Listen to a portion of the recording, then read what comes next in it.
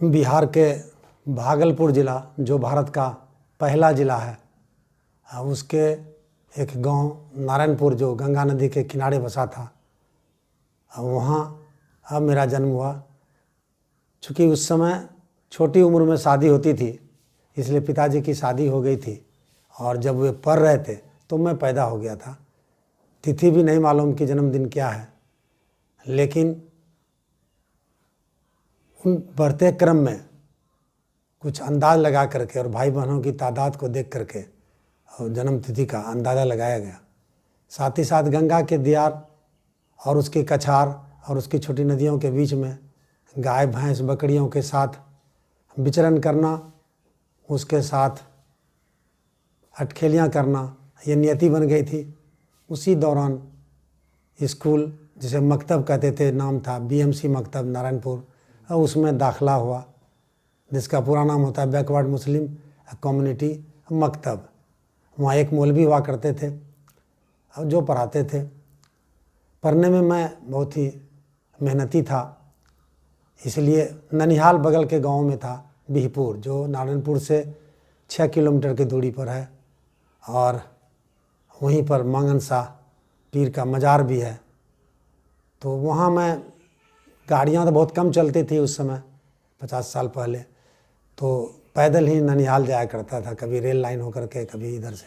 तो जब भी स्कूल में इंस्पेक्टर आते थे तो मौलवी साहब हमें लाने के लिए मेरे ननिहाल साइकिल से चले जाते थे कि चलो, और साइकिल के डंडे पर बैठ के आना पड़ता था। कभी रोते भी थे।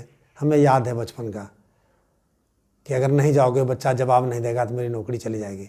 तो वो उस समय का प्राथमिक विद्यालय और आज के प्राथमिक विद्यालय में वो ज़मीन आसमान का फ़र्क है। वो शिक्षकों में सेवा भाव, शासन के प्रति भय, ये सब की कमी आई है, जो मैं एक शिक्षक होने के नाते भी महसूस कर रहा हूँ। लेकिन उसी मकतब में पढ़ते हुए गाय भैंस भी चराने पड़ते थे, और मुझे सौभाग्य है कि हमारा जो गांव है, उस गांव में चूँकि ज़मींदारी पड़ता थी, वहाँ नील की खेती होती थी, अंग्रेज़ों की कोठी थी, और एक अस्पताल भागलपुर में था, दूसरा अस्पताल नारायणपुर के गांव में था, जहाँ मज़दूरों का इलाज किया जाता था। तो जो गाय चराने के लिए मैं जाता था, तो उस समय जो बाद में जो सांसद भी बने, शुरू में मुखिया बने, जब मुखिया से हारे तो एमएलए बने, एमएलए से हारे तो एमपी बने। तो उनके पिताजी बलराम यादव थे, तो वे गाय चराते थे, उनके साथ मैं भी चराता था, दादा उन्हें मैं कहता था। वे अंग्रेजी का अखबार पढ़ते थे गाय चराते हुए भी। और आज मैं जहाँ पर भी प्रतिकुलपति हूँ, वहाँ अंग्रेजी के अखबार नहीं मिलते हैं उस पूरे ज़िले में और विश्वविद्यालय परिक्षेत्र में। तो ये ज्ञान के बहते स्रोत में अवरोध कहीं ना कहीं है, और जिसका हम समझते हैं कि हमें भान हो रहा है। मैं जब मिलान करता हूँ तो पिताजी 5 भाई थे, वो सबसे बड़े थे। मैट्रिक पास किए नारायणपुर हाई स्कूल से, स्कूल आज़ादी के पहले ही स्थापित हुआ था। मैट्रिक पास करने के बाद पढ़ना बहुत मुश्किल था, चूँकि दादाजी चौकीदार का काम करते थे। बिरवन्ना स्टेट था जो बिहपुर और नारायणपुर के बीच में है। तो 10 रुपये माह जैसा बताते थे हम लोगों को, उन्हें मिलता था। तो बाकी जो चाचा थे वे कुछ गाय भैंस में जुड़े हुए थे, कुछ गाड़ीवानी करते थे, चूँकि जब खेती नहीं होती थी तो माल ढोया जाता था भाड़ा में। और जो सबसे छोटे चाचा थे वो भी मेरे साथ थोड़ा बहुत पढ़ने की कोशिश करते थे। तो पिताजी मेरे बख्तियारपुर, सिमड़ी बख्तियारपुर हाई स्कूल में कुछ दिन के लिए शिक्षक बने। फिर टीएनबी कॉलेज में दाखला नहीं हो सका, चूँकि अंक अच्छे नहीं थे, सेकेंड डिवीज़न पास किए थे, विज्ञान पढ़ना चाह रहे थे, इसलिए उस समय बंगाल में शिक्षा का बहुत ही प्रभाव बेसी था। कॉलेज नए खुल रहे थे, जो कि अब 50 और 60 के दशक में बिहार में हुआ, और 70-80 के दशक में, और वो चरम सीमा पर गया। तो वहाँ बंगवासी कॉलेज में उन्होंने जीव विज्ञान के इंटरमीडिएट में नाम लिखाया। फिर वहाँ से मुश्किल से पास करने के बाद दोबारा फिर आगे की पढ़ाई जारी रखना मुश्किल था, तो सिमड़ी बख्तियारपुर में पुनः शिक्षक बने। फिर थोड़ा बहुत कमाई किए, पैसा जमा किए, तो फिर वो एग्रीकल्चर कॉलेज रांची में वो दाखला लिए, जहाँ से बीएससी एग्रीकल्चर की, और वहीं से कॉलेज से ही उनकी नौकरी सरकार में वो लग गई। तो उस दौरान जो मुझे चाचा के साथ भैंस चराने जाना पड़ता था, गाय चराने जाना पड़ता था, इसलिए जाना पड़ता था कि संयुक्त परिवार में जो एक सोच होती है, जो ईर्ष्या का भाव होता है कि बाप भी पढ़ेगा बेटा भी पढ़ेगा, बाप के बदले में बेटा को काम करना पड़ेगा। तो ये जब कहा जाता था तो मेरी माता जी कहते थे कि जाओ बेटा तुम ही चरा के आओ। फिर मैं कभी कभार स्कूल नहीं जाता था, तो चूँकि गंगा के किनारे घर था तो कभी नदी में जाता था तो माँ वहाँ खोजने चली जाती थी, तो नदी में डुबोने लगती थी कि नहीं पढ़ोगे तो डुबो देंगे, जबकि माँ मेरी पढ़ी लिखी नहीं थी। तो ये एक जज्बा जो था उस समय एक महिला का, एक निरक्षर महिला का, और उसने मुझे यहाँ तक पहुँचाया। फिर पिताजी की नौकरी लगी और उनकी नौकरी के साथ मैं भी पढ़ता रहा। मिडिल स्कूल पास किया। मिडिल स्कूल दूर था गांव से, मकतब से। मकतब में बहुत तेज़ था पढ़ने में, मैं पूरी की पूरी किताबें पढ़ लिया था। तो जो दूसरे मौलवी साहब आए तो उन्होंने कहा कि ये तो यहाँ रह के ऐसे रह जाएगा, इसलिए इसको मिडिल स्कूल में नाम लिखाया जाए। तो मैं मिडिल स्कूल गनौल, जो मेरे घर से तकरीबन 5 किलोमीटर दूर था, अब वहाँ नाम लिखाया गया। नदी के किनारे बांध पर तकरीबन 1 घंटे लगते थे जाने में। हम लोग पूरा झुंड बना करके सभी बच्चे जाते थे। रास्ते में जो मारपीट होता था, जलेबी के कांच में जलेबी तोड़ना, ये जो समस्याएं होती थी, फिर जब लौट के स्कूल से आते थे तो फिर घर में और मोहल्ला में झगड़ा होता था। वो ये सब तो जो बचपन के जो कहानियाँ हैं वो हुआ करती थी। फिर मिडिल स्कूल में मेरा नाम लिखाया गया। मुझे हिंदी आती नहीं थी और सीधे 6ठा क्लास में नाम लिखाया गया। अंग्रेजी चूँकि उस समय 6ठे क्लास से पढ़ाई होती थी, आज तो LKG UKG से पढ़ाई हो रही है, उसके बाद भी बच्चे अंग्रेजी नहीं जान रहे हैं। लेकिन मैं 6ठे क्लास से अंग्रेजी शुरू किया पढ़ना, और बराबरी में सबसे पढ़ा, इसलिए मैं अंग्रेजी में सबसे तेज़ हुआ। हिंदी मुझे आती नहीं थी, तो जो घर से नाश्ता ले जाया करते थे, तो जो मेरे बगल में जो तेज़ बच्चा होता था, मैं उसके बगल में बैठता था और उसका देख देख के उतारता था। क्योंकि पहले के शिक्षक ऐसे होते थे कि हर बच्चे की कॉपी देखते थे कि जो पढ़ा रहे हैं वो लिख रहा है कि नहीं लिख रहा है, लिख रहा है तो सही लिख रहा है कि नहीं लिख रहा है। तो उससे मार लगने लगती थी कि गलत उतार रहा है, बोर्ड में लिखा है वो नहीं उतार पाता है, कहते हैं नहीं लिख पाता है। तो जो ले जाते थे खाने के लिए उसको खिला करके हम उससे उतारा करते थे। तो फिर 7वां में बोर्ड होने की संभावना थी उस समय। हमको लगता है कि वो 64 का काल रहा होगा, तो कि बोर्ड हो जाएगा, 7वां में बोर्ड हो जाएगा, इसलिए उसमें रैंकिंग दिया गया। तो मैं पूरे स्कूल में, तो उसमें 100 बच्चे थे 7वां क्लास में, मैं 47वें नंबर पर आ गया। तो मुझे लगा कि मैं 100 में लगभग आधे को पीछे छोड़ दिया हूँ, तो मैं आगे और बढ़ सकता हूँ। जब वहाँ से आया तब पिताजी का ट्रांसफ़र रांची से यहाँ हो गया, सौर बाज़ार हो गया। तो मुझे सौर बाज़ार आना पड़ा, क्योंकि उनके साथ किसी को रहना था। तो फिर मैं सौर बाज़ार हाई स्कूल में नाम लिखाया। फिर मैं सौर बाज़ार हाई स्कूल में 8वां 9वां और 10वां की आधी पढ़ाई किया। फिर पिताजी का ट्रांसफ़र यहाँ से बेगूसराय हो गया। उस समय सौर बाज़ार ब्लॉक और सौर बाज़ार के बीच में एक भी घर नहीं था। बारिश के दिन में रोड से जाना पड़ता था, और जब बारिश नहीं होती थी तो पैदल जाना पड़ता था। संजोग से हमारे बीच जो उसमें मेरे सहपाठी थे, वो चंदौर के तत्कालीन मुखिया जो गांधी जी के रूप में जाने जाते थे, और सूर्य नारायण यादव थे, और दूसरे कैलाश गुप्ता, जो कैलाश गुप्ता भी बहुत बड़े व्यापारी हैं सौर बाज़ार में।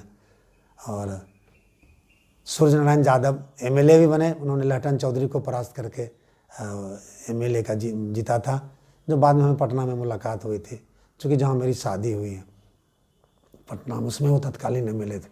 तो सूर्य नारायण से मेरी अच्छी दोस्ती थी। तो उसमें सहरसा ही एक बाज़ार था, सौर बाज़ार में तो कुछ नहीं था, गेहूँ पिसाने के भी प्रावधान नहीं थे। तो गेहूँ पिसाने के लिए हमें हाफ पैडल दे करके, फादर की साइकिल थी, साइकिल भी नहीं था उसमें बेसी, वो जाना पड़ता था सहरसा। और आंधी आती थी, 4 दिन 5 दिन 6 दिन कुछ नहीं चलता था, इतनी बारिश भी होती थी, तो बहुत परेशानी थी। उसके बावजूद भी हमने जब सौर बाज़ार हाई स्कूल में पढ़ा 8वां में, तो मैं वहाँ 3rd कर गया। तो हमें लगा कि ये 47 को मैं वहाँ पीछे छोड़ा था, यहाँ तो मैं सबको पीछे छोड़ दिया, अब 2 ही मेरे हमसे आगे। तो लगा कि और भी अगर हम मेहनत करें तो हम और आगे आ सकते हैं। तो 9वां के इम्तहान में, चूँकि जो कैलाश गुप्ता थे, चूँकि स्थानीय थे और वो प्रबुद्ध और व्यापारी वर्ग के लोग थे, जाहिर सी बात है शिक्षकों से अच्छे संबंध थे, तो मुझे बराबर कर दिया गया कि 9वां क्लास के परीक्षा परिणाम में, वार्षिक परिणाम में कैलाश गुप्ता और मैं दोनों फर्स्ट घोषित किया गया। हमें लगा कि अब तो मैं फर्स्ट भी कर सकता हूँ। फिर पिताजी का ट्रांसफ़र बेगूसराय हो गया, और बेगूसराय होने के कारण मुझे गांव लौटना पड़ा। फिर मैं गांव चला गया। दुर्भाग्यवश जब मैं गांव से वापस आया सौर बाजार टीसी लेने के लिए, तो स्कूल के प्रबंध समिति में झगड़ा हो गया था। स्कूल 2 बन गए थे सौर बाजार के। अब मुझे जो टीसी दिया गया जिस स्कूल में मैं पढ़ रहा था, तो उनके पास दस्तावेज नहीं थे, पंजी नहीं थी, और मुझे डेट ऑफ बर्थ काट करके दे दिया गया। उस टीसी को लेकर जब मैं नारायणपुर हाई स्कूल गया, तो वहाँ शिक्षक, जो मेरे घर के बगल में स्कूल था, मेरा घर भी 2 बार उस समय तक कट चुका था गंगा किनारे। फिर हम लोग हटते जाते थे, पीछे रेलवे लाइन के करीब आते जा रहे थे, तो दूसरी बार वो घर कट चुका था। और घर जो था, स्कूल अंग्रेज की कोठी के बीच में था स्कूल, जो चारों तरफ से बांध था, और बांध के नीचे हम लोगों का स्कूल घर था। तो बांध उतरते थे तो स्कूल चले जाते थे। सबसे नज़दीक तो हम ही थे, इसलिए स्कूल में प्रभाव भी था और गांव भी मेरा प्रभावशाली है। तो उस लिहाज से मैं बिना नाम लिखाए वहाँ पढ़ता रहा। किन्हीं ने मना नहीं किया पढ़ने से। जब सेंटअप टेस्ट होने लगा तो मेरे शिक्षक ने कहा कि फिर आप सेंटअप नहीं दे सकिएगा, आपका नाम नहीं लिखा जाएगा। तो मैं पहली बार भागलपुर गया। नाव पर मुझे चढ़ा दिया गया नारायणपुर में, और नाव बहते हुए टिल्ला कोठी के पास नाव रुकी। मैं उससे उतरा। उसमें जो भागलपुर, जो हमारे विद्यालय के जो किरानी बाबू थे, शशि बाबू नाम था, वो भी साथ गए थे। डीओ के यहाँ गया। दादी ने मुझे 12 रुपये दिए थे। 12 एक टकिया था। जब वहाँ गया डीओ के यहाँ कि आप इसको ही कर दिए, सही कर दिए, तो उसके किरानी ने हमसे 10 रुपया ले लिया। लेकिन वो चिट्ठी भी हमें नहीं मिली। फिर शाम हो गया, शाम हो जाती तो फिर हमको लौटना था। फिर मैं दूसरे नाव से, वो नाव में टन्नी बांध के खींचा जाता है, खींचते हुए सामान लाद करके, उसी से मैं घर वापस आया। रात भर लगा, दूसरे दिन सुबह पहुंचा। तो फिर लगा कि तो नाम भी नहीं लिखा जा सका, मैं पढ़ नहीं सकूंगा। और चूँकि फादर बेगूसराय में थे, मैं घर में सबसे बड़ा लड़का था, तीसरी पीढ़ी का, जो मैं पढ़ रहा, दूसरी पीढ़ी पढ़ रहा था, और तीसरी पीढ़ी में मैं सबसे बड़ा बच्चा था। तो परेशानी थी। उसमें हमारे एक शिक्षक थे नारायण गोप, जिनका हाल ही में निधन हुआ। बहुत सम्मानित शिक्षक थे, 94 साल की उम्र में उनका देहांत हुआ। उन्होंने कहा कि तुम नहीं पढ़ सकोगे, सो तुम दूसरा टीसी लो दूसरे किसी स्कूल से, तो 30 रुपया उसमें लगेगा। फिर मैं गया, दादाजी से कहा, तो 30 रुपया उन्होंने मुझे दिया। मैं मास्टर साहब को 30 रुपया दिया। तुलसीपुर हाई स्कूल आज भी एक अच्छा हाई स्कूल है। तो हमारे उस इलाके में 4-5 हाई स्कूल है। वो 4-5 हाई स्कूल में बराबर कंपटीशन होता था कि कौन फर्स्ट करेगा, किसके यहाँ सबसे ज़्यादा फर्स्ट डिवीज़न आएगा। तो फिर वहाँ से टीसी लाएगा। उन्होंने कहा कि अब तुम्हारा नाम बदलना पड़ेगा। पहले मेरा नाम मोहम्मद मुस्तफ़ा था, जो सौर बाजार में नाम था। तो उन्होंने कहा क्या नाम रखोगे? तो हमने, अब पूरे स्कूल में मुसलमान बच्चों के नाम क्या क्या हैं आप बता दीजिए। तो उन्होंने 3 नाम बताया। एक था फारूक अली, दूसरा था मोहम्मद असलम, तीसरा था परवेज। हमने कहा फारूक अली ज़्यादा अच्छा, यही रख दिए। तो मेरा नाम एक हिंदू शिक्षक के द्वारा, जिनका नाम श्री नारायण गोप था, वो रखा गया। ये बहुतों को नहीं मालूम है। जब बाद में मुझे फारूक का मतलब समझ में आया कि ये खलीफा के नाम पर है और उसका मतलब होता है फ़र्क बताने वाला, तो मेरे जीवन में भी बदलाव आया। और फिर मेरा नाम वहाँ लिखा गया। फिर पढ़ाई बहुत सख्ती से हो रही थी, स्कूल में ही रहना था, इसलिए कि जयरामपुर हाई स्कूल मरवा, दूसरा हाई स्कूल वो बीपुर, तीसरा तुलसीपुर हाई स्कूल, चौथा नारायणपुर हाई स्कूल, 5वां बचखंड हाई स्कूल, छठा नौगछिया हाई स्कूल। ये आधे दर्जन जो स्कूल थे, उसमें ऐसा कंपटीशन होता था कि किसका सबसे बेसी फर्स्ट डिवीज़न पास करे। स्कूल में बिजली नहीं होती थी, गर्मी उतनी होती थी, सितंबर में कमीज और गंजी को निचोड़ना पड़ता था और फिर पहन के फिर पढ़ना पड़ता था। 5 घंटे 6 घंटे लगातार शिक्षक पढ़ाते थे। वे भी क्या शिक्षक थे, आज के भी क्या शिक्षक हैं। मुझे तो समझ में नहीं आता कि इतनी गिरावट, इतना बदलाव कैसे आया है। एक सांस्कृतिक क्रांति की हम समझते हैं कि ज़रूरत है। फिर मैं उसी समय आंदोलन हो गया, केवी सहाय का आंदोलन हो गया, मुख्यमंत्री का विरोध होने लगा और स्कूल कुछ दिन के लिए बंद हो गया। 67 की वो बात है। फिर पूरा आंदोलन हो गया। फिर मैं कहाँ जाता, स्कूल भी बंद था। तो मेरे फूफा इंजीनियर थे, वो कोसी प्रोजेक्ट में बथनाहा में पोस्टेड थे। तो मैं बथनाहा चला आया और बथनाहा में करीब 3-4 महीने रहा। तो वहाँ मैंने उनसे थोड़ा बहुत मैथमेटिक्स पढ़ा, चूँकि मैथमेटिक्स में मैं शुरू से कमज़ोर था। जब सौर बाजार हाई स्कूल में था तो भी मैं ईपीएच पढ़ता था, गणित के बदले में EPH, elementary physiology and hygiene कहते हैं उसको। वो विषय था जो पढ़ाई होती थी बीमारी के बारे में, उसके लक्षण के बारे में, वो सब विषय बंद कर दिया गया। तो मैं ईपीएच पढ़ता था। फिर जब मैं नारायणपुर हाई स्कूल गया तो मैं पहला बैच था जहाँ की बायोलॉजी की पढ़ाई शुरू हुई, और अच्छा लेबोरेटरी था तो मैं वहाँ फिर बायोलॉजी ले लिया। तो ये मेरे वहाँ का था स्थिति। उसके बाद क्या हुआ, 6-7 महीने बंद रहने के बाद मैट्रिक का फॉर्म भरा गया और परीक्षा मैट्रिक की हुई। लेकिन पूरे बिहार में एक ऐसी लहर चली कि परीक्षा में जो नकल करने की जो प्रथा शुरू हुई, वो बीमारी ऐसा घून पकड़ी, ऐसा दिमक की तरह हुआ, जो आज पूरे बिहार को जो अपने लपेटे में लिए हुए। लाख कोशिश हो रही है, हम भी प्रयास कर रहे हैं प्रशासनिक अधिकारी होने के बावजूद भी, लेकिन उसमें उतने सफल नहीं हो पाते हैं जितना सफल होना चाहिए। और जब मेरा सेंटर बिहपुर में बना, सर्वोदय हाई स्कूल, वहाँ एक मेरे चाचा थे, बहुत एक अनोखी घटना है। जब मेरा नाम बीएमसी मकतब नारायणपुर से मध्य विद्यालय गनौल में लिखाया गया, तो वो नाम लिखाने के लिए मेरा गए थे। उस समय वो मैट्रिक की परीक्षा दिए थे, लगातार 7 वर्षों तक मैट्रिक में वो फेल किए थे।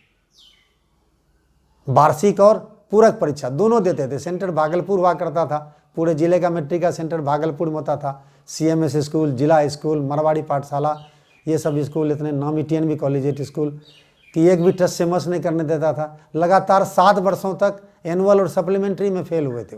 वे भी मेरे साथ परीक्षा दे रहे थे 68 में सर्वोदय हाई स्कूल में। और जो परीक्षा की जो पवित्रता थी तो कहने वाले नहीं थे। मुझे इतना मालूमात था कि मैं तो सब क्वेश्चन बड़ी आसानी से लिखता था। तो अगल बगल वाले मेरी कॉपियाँ छीनने लगते थे।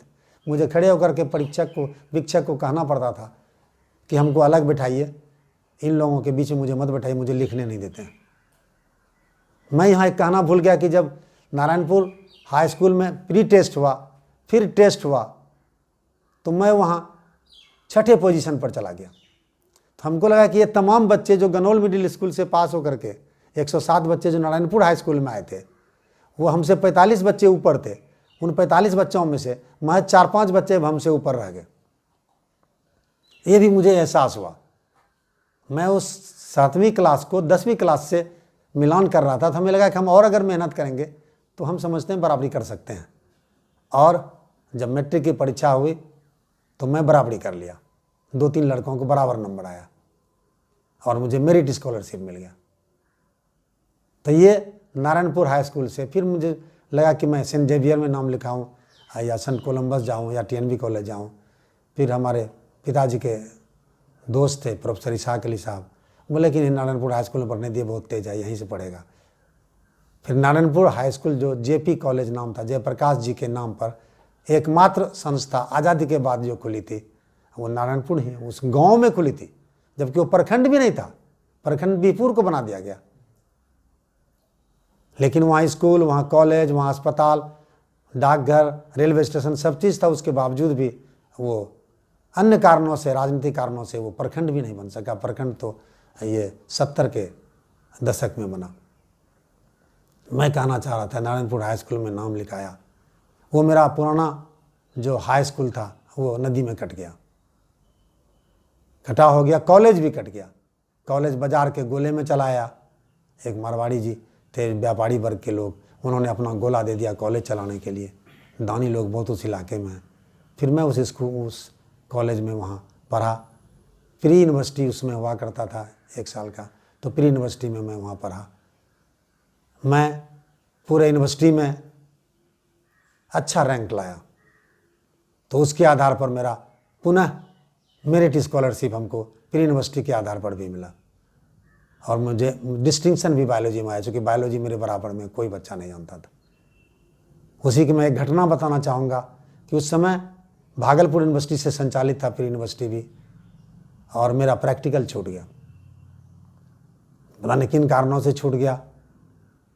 तो मैं भागलपुर गया, उसमें जहाज़ चलने लगा था, अच्छा जहाज़ का ये था। फिर वो वहाँ गया परीक्षा में, वहाँ कॉलेज से भी लिखवाया, तो बोला विश्वविद्यालय में सिर्फ फारबिसगंज कॉलेज में परीक्षा नहीं हुई है, वहाँ जाना पड़ेगा। मैं नारायणपुर से फारबिसगंज आया, जोगबनी की गाड़ी चलती थी, रात में फारबिसगंज स्टेशन पर उतरा, वहीं प्लेटफॉर्म 1 पर सोया और वहाँ प्रैक्टिकल दूसरे दिन दिया और फिर मैं यूनिवर्सिटी पास किया। बीएससी प्रीवियस उसके बाद होता था, उसमें मैंने नाम लिखा है नारायणपुर में। फिर वो कॉलेज नए भवन में चला गया, आसाम रोड के पास थोड़ा सा बना, लेकिन कॉलेज जाने में और रेलवे लाइन को पार करने में, रेलवे लाइन के उस पार मेरा घर था, जो तीसरी बार कटा, तो कट के रेलवे लाइन से हटा। और जब गंगा रेलवे लाइन के करीब आ गई तो सरकार को ये आया कि ये मुख्य रेल है एनईआर का, नॉर्थ ईस्टर्न रेलवे का, अब ये अगर कट जाता है तो बहुत मुश्किल हो जाएगी। फिर सरकार ने लंबी योजना बना करके गंगा को डाइवर्ट करने की कोशिश की और गंगा डाइवर्ट हो गई। वो हमारा घर तीसरी बार कटा। फिर रेलवे लाइन से सट करके झोपड़ी बना करके लोग रहे, उसी में मैं बीएससी प्रीवियस में नाम लिखा। लेकिन कॉलेज जाने में जो रास्ते नहीं थे, कॉलेज आसाम रोड के और रेलवे लाइन के बीच में था, जहाँ बनी थी दान के ज़मीन से, उसमें एक पैजामा पहन के जाते थे, दूसरा पैजामा लेके जाते थे। तो पानी पार करने में अगर भीग जाता था तो फिर उस पार दूसरा पैजामा पहन लेके थे, फिर उसको क्लास करने जाते थे। लेकिन कॉलेज एफिलिएटेड था और दुर्भाग्य से कक्षाएं होती ही नहीं थी। कुछ शिक्षक गौरीपुर से आते थे, कुछ बीहपुर से आते थे, कुछ खड़ीक से आते थे, कुछ महस्कूट से आते थे, और उनका इंतज़ार हम लोग करते रहते थे कि अब आएंगे तो पढ़ेंगे, अब आएंगे तो पढ़ेंगे। अब है गाड़ी आई, गाड़ी की सीटी सुनाई पड़ती थी तो खुशी होती थी कि सर आ रहे हैं, और फिर पढ़ते थे। लेकिन हमको लगा कि मैं तो अच्छा करना है, मुझे आगे बढ़ना है, और एक भी क्लास नहीं होगा जीव विज्ञान में तो मैं जीव विज्ञान में। कुछ विषयों के शिक्षक अच्छे थे, हमारे फिजिक्स के टीचर अच्छे थे, केमिस्ट्री के टीचर अच्छे थे, जूलॉजी के टीचर अच्छे थे। बॉटनी में एक दिन क्लास नहीं हुआ पूरे साल भर में। मैं 70 की बात कर रहा हूँ। आप अंदाज लगा सकते हैं कि 1970 में जब एक भी दिन कक्षा नहीं हो और वो उसका पढ़ा लिखा छात्र पूर्व वाइस चांसलर के स्तर पर जाए और राष्ट्रीय स्तर पर वो कड़ी मेहनत और लगन का ही एक परिणाम है, और दूसरा कोई परिणाम नहीं। तो मैं पढ़ता कैसे? दूसरा कॉलेज नौगछिया में खुला था, बाद में खुला था, वो एफिलिएटेड कॉलेज था। अभी अनुमंडल हो गया नौगछिया, पुलिस जिला भी हो गया है, एक कंस्टिट्यूएंट यूनिट भी हो गया है जीबी कॉलेज नौगछिया। मैं वहाँ के टीचर से बॉटनी पढ़ने जाता था। सुबह एक गाड़ी 6 डाउन चलती थी, उससे मैं जाता था 10 बजे, और वो 12 बजे पढ़ाते थे, क्योंकि 12 बजे कोई गाड़ी नहीं होती थी। 2 घंटा मैं स्टेशन के प्लेटफॉर्म नंबर 1 पर बैठता था नौगछिया में, और वहाँ स्टेशन पर दुकानें हुआ करती थी किताब और मैगजीन की। आज नहीं है, शायद ही किसी स्टेशन पर है, बड़े बड़े स्टेशन पर है, छोटे स्टेशन पर तो है ही नहीं, जबकि नौगछिया एक छोटा स्टेशन था। और वहाँ मैं अखबार खरीदता था, उस समय ब्लीच चलता था, पैट्रियट चलता था, ये तमाम अखबार, इंडियन नेशन, सर्च लाइट, मैं उस समय से अंग्रेजी का अखबार पढ़ता था। और मेरी आदत थी कि जब 10 पैसे में अखबार मिलता था तो मैं अखबार खरीदता था, और उस समय डाक से अखबार आता था, उसके डाक एडिशन हुआ करते थे। तो मैं नौगछिया से मैं उस टीचर का धन्यवाद करना चाहूँगा कि उन्होंने मुझे पढ़ाया। 15 क्वेश्चन ही पढ़ाया, 15 में से 6-7 आया, मैंने लिखा, मुझे डिस्टिंक्शन आया, और मैं बीएससी प्रीवियस पास किया। इस बीच में फादर मेरे बेगूसराय के कभी चेरिया बरियारपुर, तो कभी खुदामंदपुर, तो कभी मटिहानी प्रखंड में ट्रांसफ़र होते रहे। मैं दाखिला कराने टीएनबी कॉलेज गया जब मेरा रिजल्ट निकला,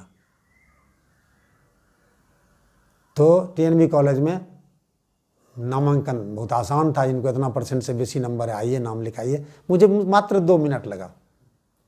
एक मैं घटना बताना चाहूँगा टीएनबी कॉलेज का, कि जब मैंने नाम लिखा, मैं तो नारायणपुर का था, नदी पार करके जाना पड़ता था, कभी घाट गाड़ी, कभी जहाज़, कभी दिन भर लगता था, कभी 2 दिन लग जाता था, कभी जहाज़ बह जाता था, वापस उसको खींच के लाया जाता था, तो बहुत परेशानी थी। वैसी स्थिति में मैंने कहा कि मैं टीएनबी कॉलेज के हॉस्टल में रहूँगा। तो टीएनबी कॉलेज में मुख्य बिल्डिंग में 2 हॉस्टल, ईस्ट ब्लॉक और वेस्ट ब्लॉक। वेस्ट ब्लॉक ने कई मुख्यमंत्री दिए हैं, भागवत आजाद जी, डॉक्टर जगन्नाथ मिश्रा जी, और भी कई सारे स्पीकर्स वगैरह और मंत्री दिए हैं, गवर्नर दिए हैं। तो उसमें कुछ कमरे आवंटित थे। मुझे कहा गया कि 1 to 4 कमरा जो है नीचे का, वो मुस्लिम छात्रों के लिए है, आपका उसको अलॉट किया जाएगा। मैंने कहा कि मैं मुसलमान बन के यहाँ पढ़ने नहीं आया हूँ, मैं स्टूडेंट बन के पढ़ने आया हूँ। ये उस समय हमें ये इतनी सोच थी और इतनी समझ थी कि मैं काउंटर पर उस सीट अलॉट करने वाले को मैं कह सका कि मैं मिल के रहूँगा, मैं अलग नहीं रहूँगा। तो बोले नहीं, वो अलॉटमेंट ऐसा है, अब इसमें पॉलिसी बदलनी पड़ेगी। बोले मैं नहीं रहूँगा। और मैं बहुत ही तकलीफ से, तातारपुर मोहल्ले में लॉज था उस समय, उसमें बेसी लॉज भी नहीं हुआ करता था, नीचे होटल ऊपर कमरा, उतने धुआं, कोयले का धुआं उसको झेलता था कि बाहर खिड़की बंद रख के पढ़ता था। और जब मैंने TNV कॉलेज में नाम लिखाया तो मुझे लगा कि यहाँ के लड़के तो कुछ जानते ही नहीं है, मेरे बराबर में जानते ही नहीं है। क्लास 6:30 बजे सुबह से शुरू होता था, 11:30-12 बजे ख़त्म होता था। कभी कभी प्यून चपरासी को हाथ पैर जोड़ना पड़ता था कि काम ही पूरा नहीं हुआ है, प्रैक्टिकल कर रहे हैं, करने दो। उसको चाय पिलाना पड़ता था। हम लोग 4 बच्चा मिल करके उसको चाय पिलाते थे कि अभी हम लोग का क्लास बंद मत करो। ये हालत थी। और उस समय जो ऑनर्स की पढ़ाई थी, महज 2-3 कॉलेजों में पढ़ाई होती थी, जोगबनी से लेकर के वो मधुपुर तक, और इधर बेगूसराय से लेकर के वो शेखपुरा से लेकर के उधर साहेबगंज और पाकुड़ तक इतना बड़ा विश्वविद्यालय था। और उस इतने बड़े विश्वविद्यालय में ऑनर्स की पढ़ाई में TNV कॉलेज में पढ़ रहा था, जूलॉजी ऑनर्स में। अब वहाँ विश्वविद्यालय के रजिस्ट्रार के पुत्र थे, विश्वविद्यालय के FO के पुत्र थे, विश्वविद्यालय के कई प्रोफेसर के पुत्र पुत्रियाँ थी मेरे साथ जो परीक्षा दे रहे थे। और परीक्षा भवन में सभी रोते थे और मैं आधा घंटा पहले लिख के चला जाया करता था। लेकिन जो बिहार में जो स्थिति है उस समय से और अब से, उसमें जो परेशानी है वो परेशानी आज भी बरकरार है। मैंने एग्जाम दिया, ऑनर्स का एग्जाम दिया, और ऑनर्स में मुझे 5 पेपर में हाईएस्ट नंबर आया। लेकिन एक प्रैक्टिकल में मुझे 25 नंबर का फर्क कर दिया गया, मुझे 62 दिया गया और प्रोफेसर संतान को 87 नंबर दे दिया गया। 25 नंबर का फर्क हुआ, मैं भरपाई नहीं कर सका और 4 नंबर से मैं सेकंड हो गया। तब से हमें एहसास हुआ कि ये हमको टॉप नहीं करने देगा। इतनी मेहनत करने के बाद भी जब मैं टॉप नहीं कर सका तो किसी तरह फर्स्ट क्लास आ जाए। तो तब से हमें एक लगन हुई कि मैं प्रोफेसर ही बनूंगा, मैं कुछ नहीं बनूंगा, ताकि मैं चाहूँगा कि इंसाफ हो, छात्रों के साथ अन्याय नहीं हो। और उस समय जो बलराम बाबू के साथ, जो बलराम दादाजी, जो जानेसर यादव जी के साथ जो मैं गाय चराया करता था, तो उनके जो पुत्र थे जानेसर यादव जी मुखिया, वो उस समय MP बन चुके थे। तो ऑनर्स में मैं सेकंड किया पूरे विश्वविद्यालय में, 7वां 9 जिला में, उसमें 9 ही जिला थे और इतनी बड़ी यूनिवर्सिटी थी। और वो 72 का समय था और 72 में उस समय परीक्षा थोड़ी बहुत विलम्ब हुई, रिजल्ट होते होते 73 हो गया। उसी समय मिथिला यूनिवर्सिटी का प्रादुर्भाव हो गया। बेगूसराय उसमें चला गया, मधेपुरा के सभी कॉलेज भी वो मिथिला यूनिवर्सिटी में चले गए, भागलपुर यूनिवर्सिटी थोड़ा छोटा हो गया। फिर MSc में मैं नाम लिखाया, मुझे नेशनल स्कॉलरशिप वहाँ मिला। अपने BSc के रिजल्ट के आधार पर घर में चिट्ठी आई कि आपको नेशनल स्कॉलरशिप मिला है। व्यवस्था कितनी अच्छी थी, और आप कहाँ पढ़ रहे हैं, कहाँ नाम लिखाए हैं, आप उसकी सूचना दें ताकि आपको इतना पैसा दिया जा सके। आपको जान के हैरत होगा कि उस समय शिक्षकों की तनख्वाह 265 रुपये थी, तो हमें नेशनल स्कॉलर के रूप में 110 रुपये मिलते थे। लगभग 45% शिक्षकों के बराबर हमें स्कॉलरशिप मिलता था। मैं ये बताना चाहूँगा कि जब मैं सौर बाजार स्कूल में पढ़ता था तो उस समय भी मुझे 8 रुपये महीने छात्रवृत्ति मिलता था, जो साल भर का 96 रुपया होता था। तो उसमें सहरसा में दहलान स्टोर हुआ करता था एक, मैं वहाँ सामान खरीदने जाता था, कभी कभार रेडीमेड के कुछ सामान खरीदने उस पैसे से, या किताब खरीदने। मैं BSc में जब पढ़ रहा था, मैं बताना चाहूँगा ऑनर्स में एक महत्वपूर्ण घटना बताना चाहूँगा कि ईद का समय था। मेरे पास डिक्शनरी जो थी, भार्गव की डिक्शनरी थी, इंग्लिश डिक्शनरी नहीं थी, अच्छी डिक्शनरी। उसमें चैम्बर का मैंने बहुत नाम सुना था। अब आपको मैं बताना चाहूँगा कि नारायणपुर के गांव में चैम्बर डिक्शनरी उसमें बिकती थी, और आज भागलपुर जैसे शहर में भी चैम्बर डिक्शनरी किसी भी किताब की दुकान में उपलब्ध नहीं है। मैंने उसके नए एडिशन के लिए बहुत प्रयास किया, तो बोले अंग्रेजी के प्रोफेसर तो कोई डिक्शनरी खोजते नहीं, आप जूलॉजी होकर के डिक्शनरी क्यों खोज रहे हैं? बोले भाई मुझे पढ़ना है, मुझे समझना है, तो मुझे पटना से खरीदना पड़ा। ये मैं महज 3 साल पहले की घटना बता रहा हूँ। जो चैम्बर की 21st सेंचुरी डिक्शनरी है, उसे मैं पटना से खरीद के लाया, मुझे भागलपुर में भी नहीं मिला। तो जो चैम्बर डिक्शनरी मुझे चाहिए था, नारायणपुर के गांव में था, मैं गांव गया हुआ था, उसी समय परीक्षा होने वाली थी, तो ईद आ गया। उस समय जितने लोगों ने मुझे ईदी दिया सबको मिलाया तो उसमें पैसे करीब 20 ही रुपये पूरे। तो 20 रुपया लेकर के मैं दुकान वाले के यहाँ गया, सब अठन्नी चरन्नी सब मिला करके लेके। दुकान वाला बोला कि नहीं पुड़ता है, तो 20 रुपया पड़ता है, 22.5 रुपया दाम है, इसलिए तुमको नहीं मिलेगा। मैं घर लौट के फिर आया, घर और बाजार के बीच में दूरी करीब 2 किलोमीटर, मधुरापुर बाजार था उस समय। तो मैं वहाँ से फिर आया, फिर और लोगों से मांगा, तो उसमें 2 रुपया और पुड़ाया, 50 पैसे नहीं पुड़ सका। फिर सबको मैं मिला दिया, मिला करके ले जाके दुकानदार को दे दिया कि लो पुड़ गया और हमको किताब दो। मैं किताब लिया और सीधा चलते रहा। जितना देर में वो गिनता उतना देर में मैं रेलवे गुमटी पार कर चुका था। तो चुप रह गया, बोला तब कि 50 पैसे उसमें कम थे। तो मैं वो डिक्शनरी खरीदा था उस समय, 72 में खरीदा था, अपने स्नातक जंतु विज्ञान सम्मान की परीक्षा के पूर्व। और जब मैं यूनिवर्सिटी प्रोफेसर हुआ और पीबीसी में जब हमारी नियुक्ति होने वाली थी, नियुक्ति हुई नहीं थी, मैं इंटरव्यू दिया था, तो वो डिक्शनरी मैंने खरीदा। उस समय 22 रुपये 22 रुपये कीमत है, अभी करीब 600-700 रुपये कीमत है, और वो मिलती नहीं है। तो लगन ही आगे बढ़ाता। फिर मैं एमएससी में नाम लिखाया भागलपुर यूनिवर्सिटी में, और जब एमएससी में नाम लिखाया तो एमएससी में हमें लगा कि यहाँ टॉप नहीं करने देगा, क्योंकि वही तमाम लोग यहाँ भी पढ़ रहे हैं। जब वहाँ ने होने दिया तो यहाँ कहाँ से होने देगा, फर्स्ट क्लास आ जाए यही बहुत है। और संजोग से उसमें जयप्रकाश जी का आंदोलन हो गया। अब 72 के जुलाई में पास करना था बीएससी, हम पास किए 73 के फरवरी में, 6 महीना उधर चला गया, 7 महीना। और जब 73 में नाम लिखाया तो 74 में परीक्षा होनी थी एमएससी की, आंदोलन हो गया 74 में जयप्रकाश जी का, 18 महीने विश्वविद्यालय बंद हो गए। और अब्दुल गफूर जी उसमें मुख्यमंत्री थे, उनके खिलाफ पूरा आंदोलन हो गया। और आंदोलन हो गया तो आंदोलन को मुझे समझ में आ रहा था कि कुछ जातियों का ज़्यादा सम्मिश्रण उसमें है जो उसका विरोध कर रहा है, जो सत्ताधारी जातियां थी। और वो बाद में परिलक्षित हुआ कि यही था। आज भ्रष्टाचार उससे बेसी है, समाज में भ्रष्टाचार व्याप्त है, जन जन में भ्रष्टाचार व्याप्त है, लेकिन आंदोलन की राह जोग रहे हैं हम लोग। ये बहुत बड़ी सामाजिक समझते हैं कि ये बिलगाव है, जो समाज अपने परिवेश से, अपने सोच से वो मुखर नहीं हो पा रहा है, उससे विरोध नहीं कर पा रहा है समाज, जो होना चाहिए था। मैं बैठा रह गया 18 महीने, 76 में जाकर के रिजल्ट निकला, हमारे 2 साल बर्बाद हो गए। 72 में बीएससी पास किया था, 74 में एमएससी पास करना था। अब आप अंदाज लगाए 74 से जो सत्र विलंब है, 74, 84, 94, 4, 14 और अभी 24 होने वाला है।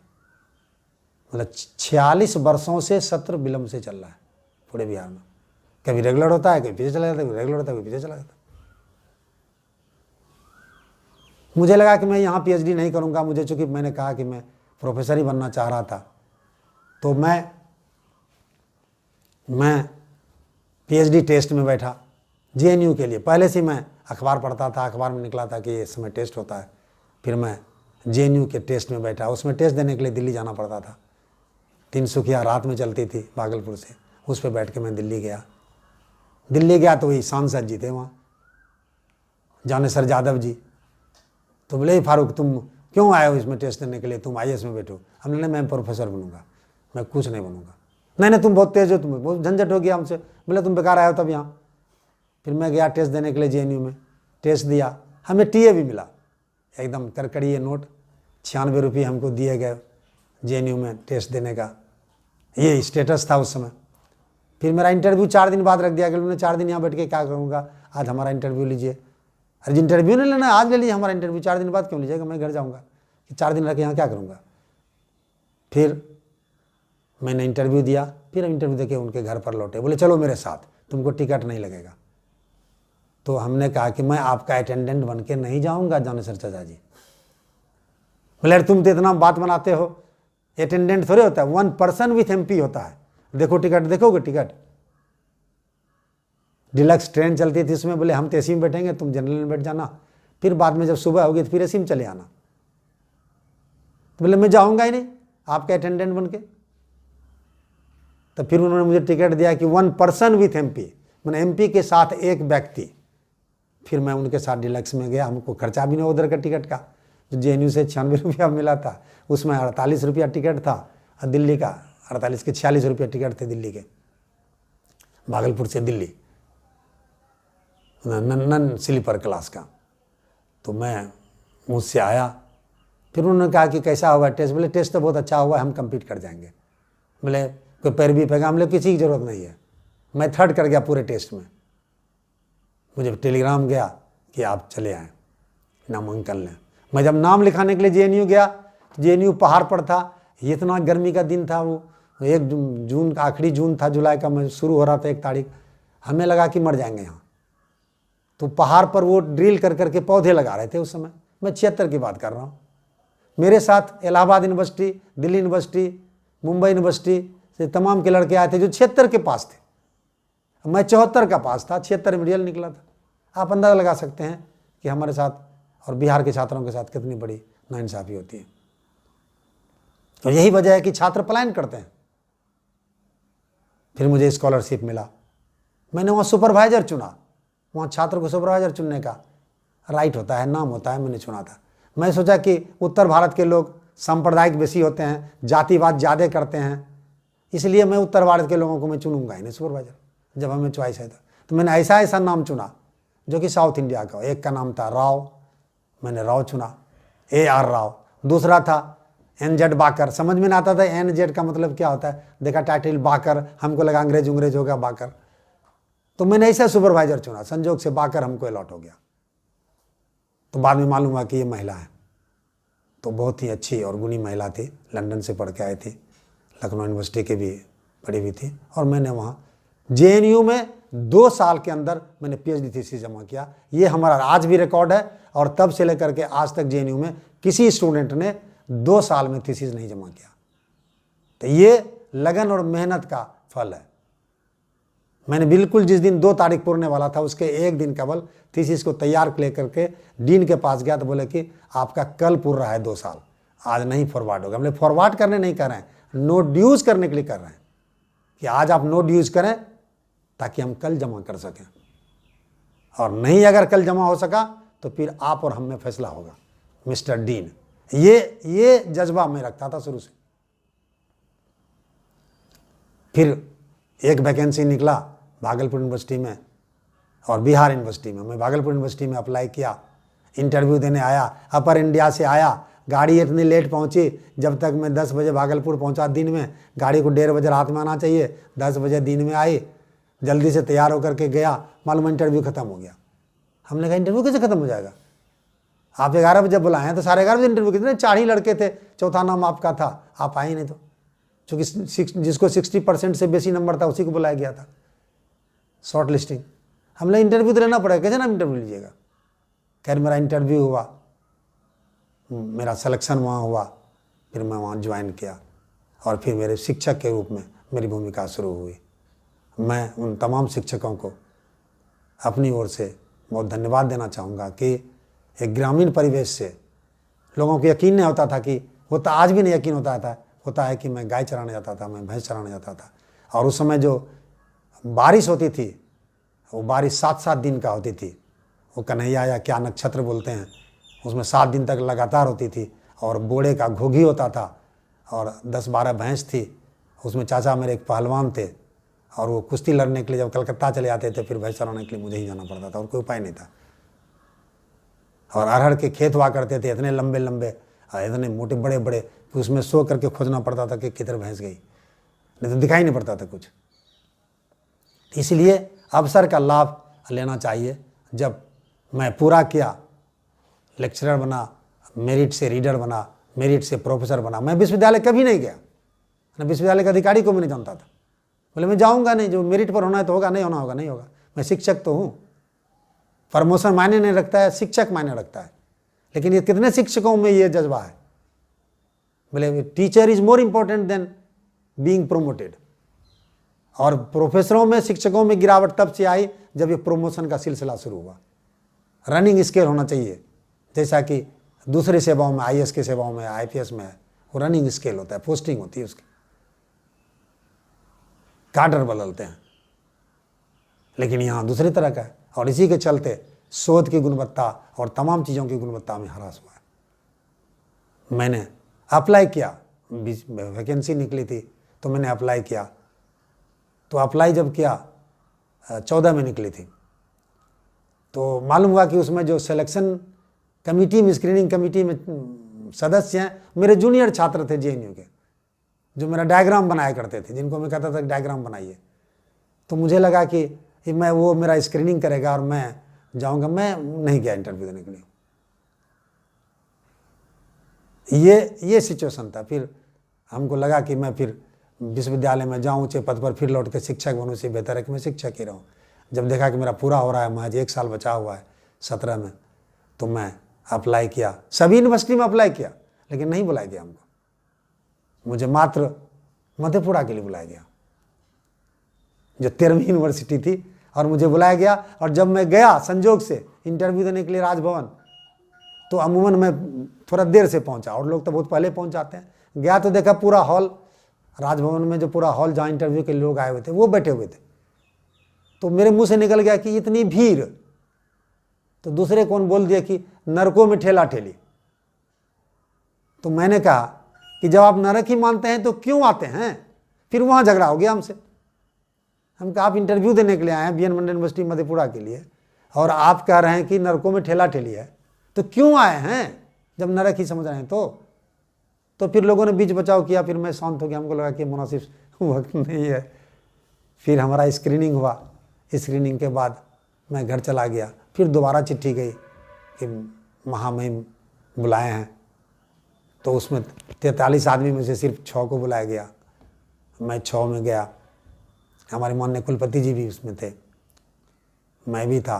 1-2 आदमी और थे जिन्हें मैं देख करके बहुत हताश हो गया कि ऐसे लोग, अगर जो बर्खास्त कुलपति भी थे कई, वो इंटरव्यू में आए हुए थे और पैसे वाले भी थे। तो हमको लगा कि इस सब के सामने मैं क्या टिक सकूँगा।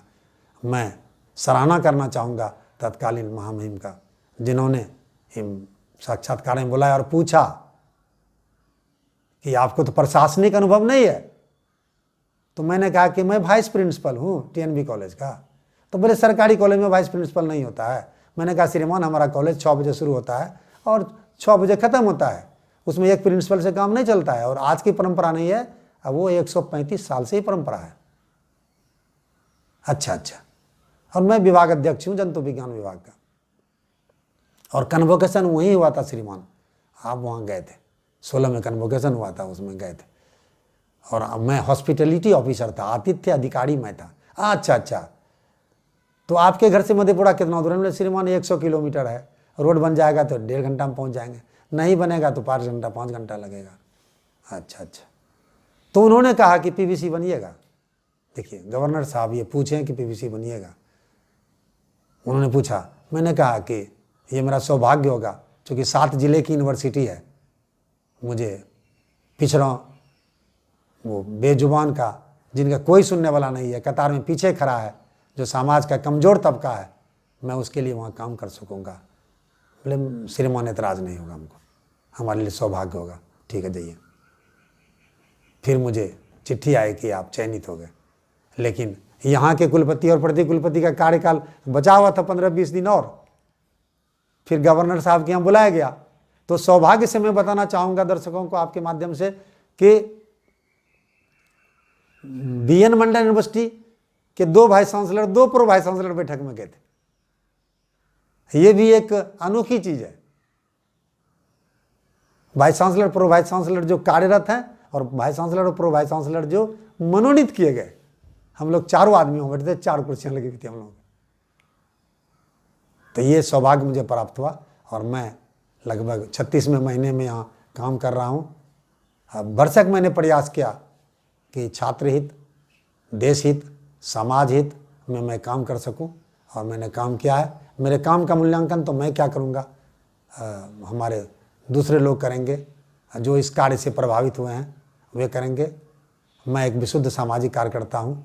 बहुत सारी बातें हैं, मैं उतनी बातें मैं नहीं कह सकता, लेकिन सच्ची लगन हो, सच्ची आस हो और दूरदृष्टि हो और लक्ष्य निर्धारित हो तो हम समझते हैं उसे कोई नहीं रोक सकता। मैंने लक्ष्य निर्धारित किया था कि मैं प्रोफेसर बनूंगा और प्रोफेसर के भी ऊंचे पद पर जाऊंगा। मुझे कहा गया था, तत्कालीन वाइस चांसलर थे भागलपुर यूनिवर्सिटी में, कि ये समाज में बहुत भाषण दिए चलता है, इनको कोई ऑफिसर बनाइए। तो मैंने कहा मैं प्रोफेसर हूँ, ऑफिसर नहीं बनूंगा। मैं उस समय तत्कालीन, जबकि हमारे कई प्रोफेसर राह जोड़ते रहते हैं कुलपति महोदय का कि हमको DSW बना दीजिए, हमको फलना बना दीजिए, हमको BO बना दीजिए, हमको ये बना दीजिए, हमको CCDC बना दीजिए। मैंने कुलपति महोदय को भी, रामाश्रय यादव जी को मैंने कहा कि मैं यूनिवर्सिटी प्रोफेसर हूँ, मैं VC PVC छोड़ के दूसरा नहीं बनूंगा। तो बोले आपको अगर हम ड्यूटी देंगे, बोले ड्यूटी देंगे तो मुझे मानना पड़ेगा, लेकिन ड्यूटी से निकलने के मुझे तरीके मालूम हैं। ये मुझे कहना पड़ा, इतनी समझ मुझ में थी कि मैं वो नहीं कार्य करूंगा। बीइंग सीनियर यूनिवर्सिटी प्रोफेसर, वरिष्ठ प्रोफेसर होने के नाते मैं सबऑर्डिनेशन में काम नहीं कर सकता। तो ये सोच होनी चाहिए। मैं तमाम अगर सुन रहे हुए छात्र छात्राओं से मैं आग्रह करूंगा कि कड़ी मेहनत का कोई विकल्प नहीं है। There is no substitute of hard work and knowledge is power. ज्ञान जो है वो शक्ति है। आप इतना मेहनत कीजिए, इतना काम कीजिए, अपने क्षेत्र से बढ़कर काम कीजिए, और जिस समय ही आप अपने क्षेत्र से आगे बढ़कर काम कीजिएगा तो आप सिस्टम की मजबूरी बनिएगा, आप समाज की मजबूरी बनिएगा, शासन की मजबूरी बनिएगा, और आप सभी के लिए स्वीकार्य होंगे और आप सभी के लिए ग्राह्य होंगे। मैं इन्हीं चंद शब्दों के साथ संवाद का मैं आभार व्यक्त करता हूँ कि संवाद ने मुझे एक अवसर दिया कि मैं अपनी बातों को उन तक पहुँचा सकूँ।